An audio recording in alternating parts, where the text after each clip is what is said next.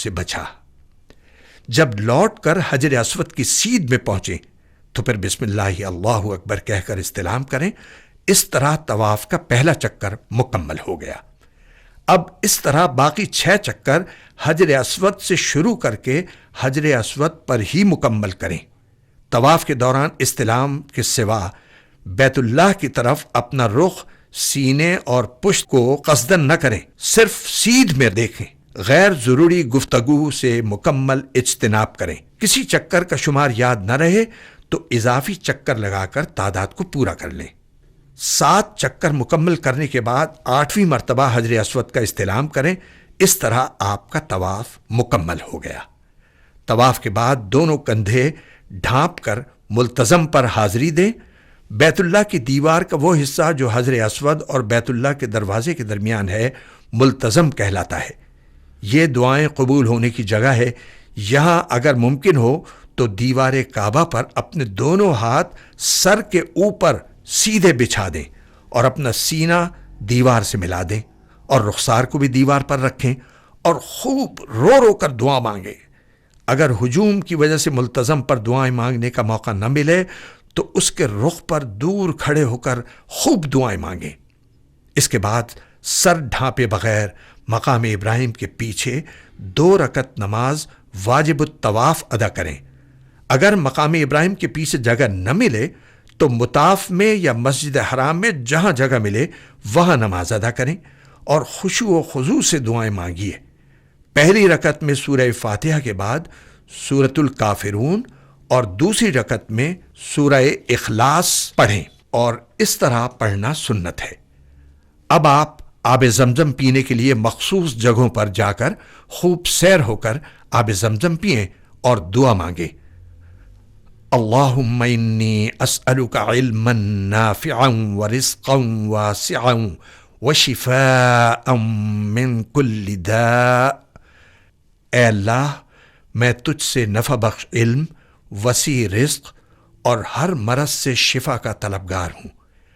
آب زمزم قبلہ رخ کھڑے ہو کر 3 سانس میں پئیں۔ آب زمزم پینے کے بعد آپ سعی کریں گے۔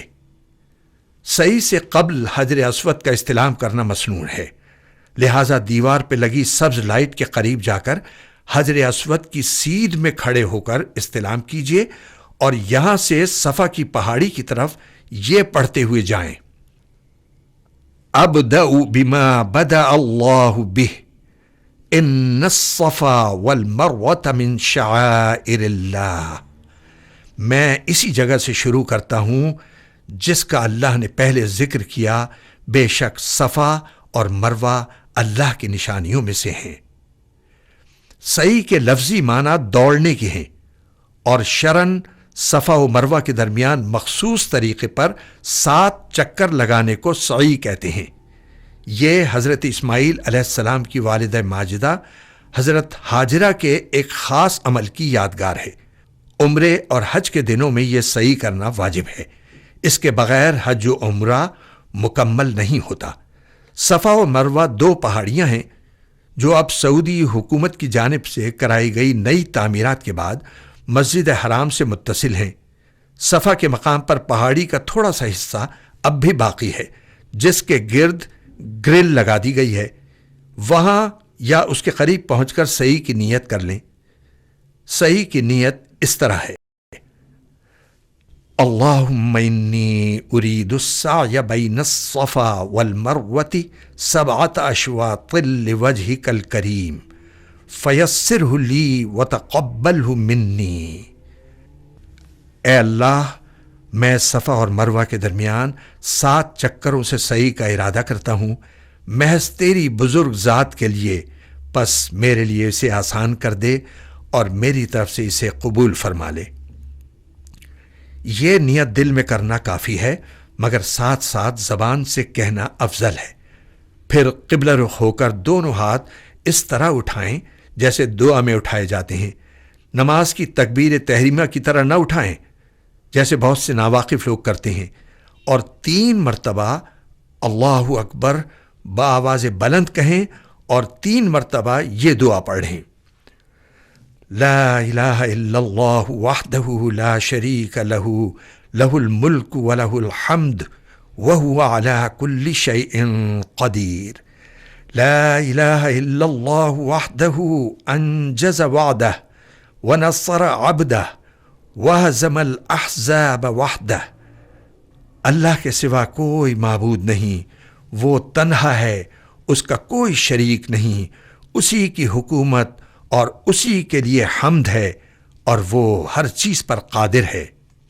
اللہ کے سوا کوئی معبود نہیں، وہ تنہا ہے، اس نے اپنا وعدہ پورا فرمایا اور اپنے بندے کی مدد فرمائی، اور صرف تنہا اسی نے دشمنوں کی جماعتوں کو شکست دی۔ خشوع و خضوع سے دعا مانگیں، یہ قبولیت دعا کا مقام ہے۔ پھر دعائیں پڑھتے ہوئے صفا سے مروہ کی طرف چلنا شروع کریں۔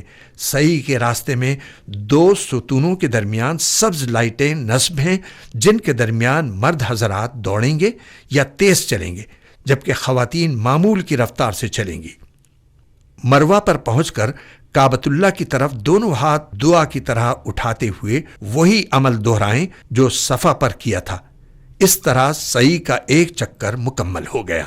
اب دوسرے چکر کے لیے مروہ سے صفا کی طرف چلیں اور پہلے چکر کی طرح سبز ستونوں کے درمیان دوڑنے یا تیز چلنے کے عمل کو دہرائیں۔ اب آپ کے 2 چکر مکمل ہو گئے۔ اسی طرح 7واں چکر مروہ پر مکمل ہوگا اور اسی پر سعی ختم ہو جائے گی۔ یاد رہے کہ صفا سے مروہ تک جانے کو ایک چکر، جبکہ مروہ سے صفا تک واپس آنے کو دوسرا چکر کہتے ہیں۔ ضعیف اور معذور افراد وہیل چیئر پر بھی سعی کر سکتے ہیں۔ سعی میں باوضو ہونا اور کپڑوں کا پاک ہونا مستحب ہے، لیکن اس کے بغیر بھی سعی ہو جاتی ہے۔ اگر سعی کرتے ہوئے جماعت کھڑی ہو جائے یا نماز جنازہ ہونے لگے تو سعی روک کر نماز میں شریک ہو جائیں اور باقی چکر اس کے بعد وہیں سے شروع کریں جہاں سے چھوڑے تھے۔ قصر یا حلق۔ سعی مکمل ہونے کے بعد مرد حضرات اپنے بالوں کو قصر یا حلق کروائیں گے۔ پورے سر کے بال منڈوانے کو حلق اور کتروانے کو قصر کہتے ہیں۔ خواتین چوٹی سے 1 پور کے برابر بال کٹوائیں گی۔ کسی عورت کے لیے یہ جائز نہیں کہ وہ کسی نامحرم سے اپنے بال کٹوائے۔ اس کے ساتھ ہی احرام کی پابندیاں ختم ہو گئیں اور عمرہ مکمل ہو گیا۔ 2 رکعت نفل شکرانہ ادا کیجیے۔ عمرہ مکمل ہونے سے لے کر حج شروع ہونے تک نفلی طواف حسب استطاعت کرتے رہیے، جو کہ عام لباس میں اور رمل کے بغیر ہوگا۔ اب حج کے دنوں کا انتظار کیجیے جو 5 دنوں میں ہوتا ہے۔ مناسک حج۔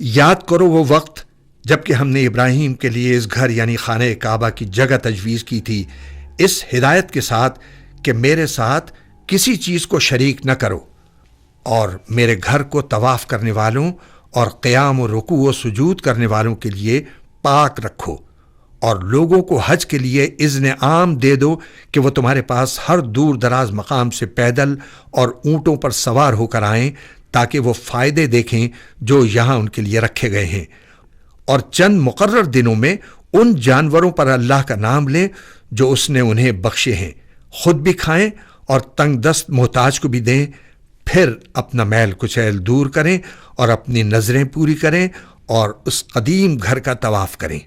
7 ذی الحجہ کی رات یا 8 ذی الحجہ کی صبح کو آپ مکہ مکرمہ میں اپنی قیام گاہ سے احرام باندھ کر منا کے لیے روانہ ہوں گے۔